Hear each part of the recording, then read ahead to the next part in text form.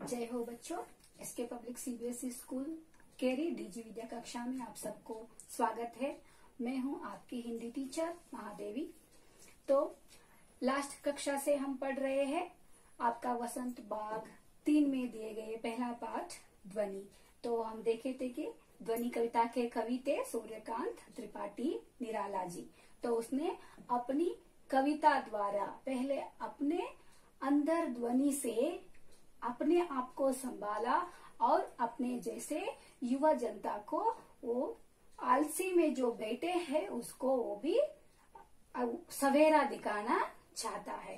तो last class में हमने देख रहे थे अभी न होगा मेरा अंत, अभी अभी ही तो आया है मेरे जीवन में मृदुल वसंत। तो जैसे कभी भी मेरा अंत नहीं होगा, तब तक नहीं होगा मेरा अंत जब तक मैं अपना सपना पूर्ण नहीं करूंगा। तो जैसे मेरा सपना क्या है, अपने जैसे निराश में बैठे हुए युवा जनता को मन में क्या करना है, नया आशा जागृत करना है। जैसे मेरे जीवन में नया वसंत आया है, नया सवेरा आया है, वैसे ही ऐसे निराश मन में बैठे हुए लोगों के अंदर नया सवेरा लाना चाहता हूँ। तब तक मेरा अंत नहीं होगा। तो आज हम देख रहे हैं इसका तीसरा प्यारा, क्योंकि हमने लास्ट क्लास में 2 प्यारा के बारे में समझे थे। अब हम देखेंगे 3rd प्यारा। पुष्प पुष्प से तंद्रालस लालसा खींच लूंगा मैं। पुष्प पुष्प से तंद्रालस लालसा खींच लूंगा मैं, अपने नव जीवन का अमृत सहर्ष सींच दूंगा मैं।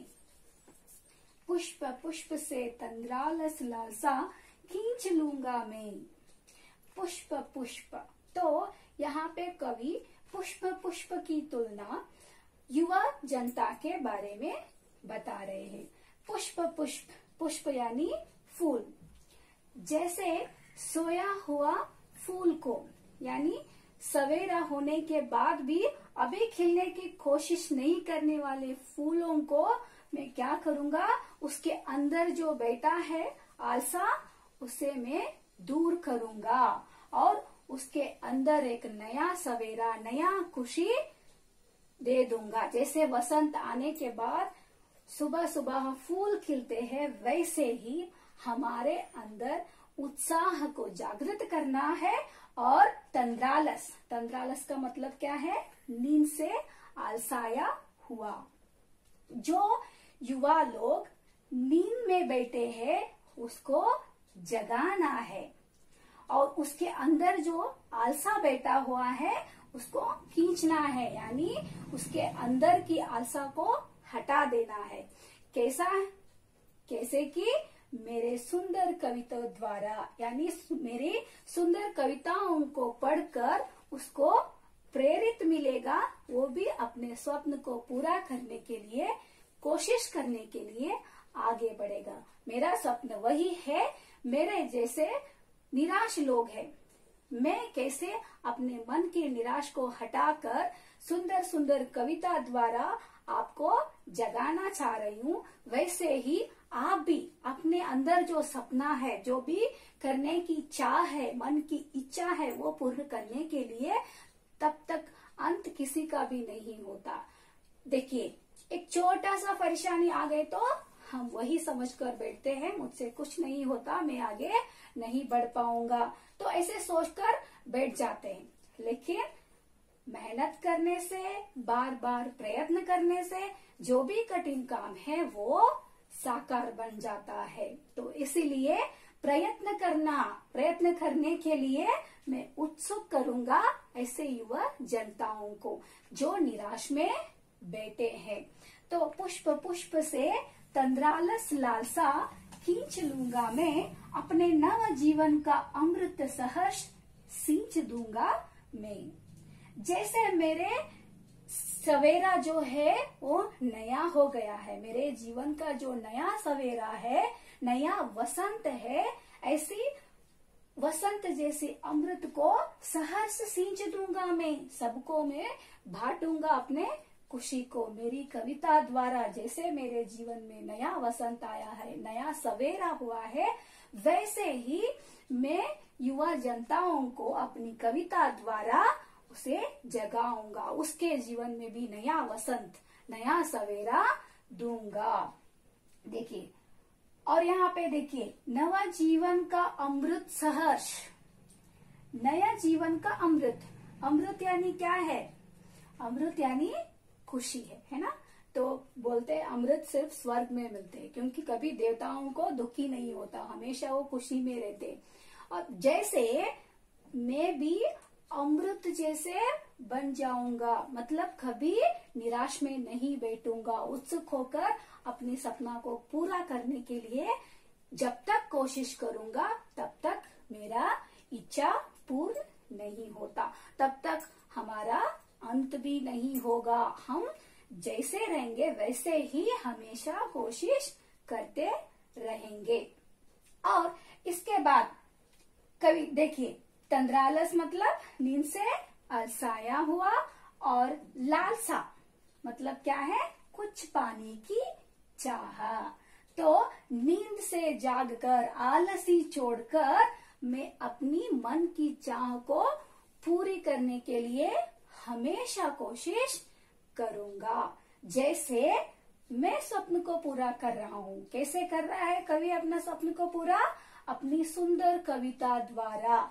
मेरे कविताओं को पढ़कर आपके मन में कैसे बदलाव आएगा? मतलब आप निराश में बैठे हुए तो, एक परेशानियां आ गए तो हम वैसे ही कर देते हैं, सब कुछ हो गया, मुझसे कुछ नहीं होता, मेरा अंत ही हो गया, आगे मैं क्या करूं, ऐसे बैठ जाते हैं। तो ऐसे नहीं करना चाहिए, क्योंकि जब तक हमारे जीवन में वसंत है तब तक हम कभी हार नहीं मानेंगे, और अपने अंदर के हिम्मत को हमेशा ऐसे भर देंगे उत्सुक से। तब तक हमारा इच्छा पूर्ण नहीं होता।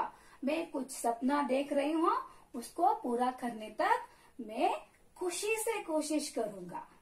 प्रयत्न करना मतलब बिना मन के प्रयत्न करेंगे तो होता है नहीं है, तो मन से प्रयत्न करना चाहिए बच्चों। सुने हैं ना आप, मेहनत का फल मीठा होता है। तो एक बार हार गया तो क्या हो गया, फिर से कोशिश करने में क्या हर्ज है? क्योंकि कितने कोशिश करेंगे उतने हम नए नए सीखेंगे, उससे कुछ नुकसान होता नहीं है, क्योंकि हम ज्यादा सीखते हैं उससे।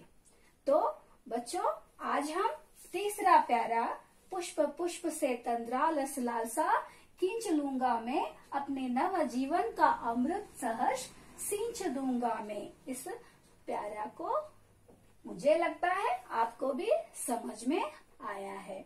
तो अब हम पढ़ रहे हैं लास्ट प्यारा, द्वार दिखा दूंगा फिर उनको, द्वार दिखा दूंगा फिर उनको, हे मेरे वे जहां अनंत, अभी न होगा मेरा अंत। तो द्वार दिखा दूंगा फिर उनको, द्वार, द्वार दिखाना, द्वार मतलब क्या है? दरवाजा, दरवाजा यानी रास्ता।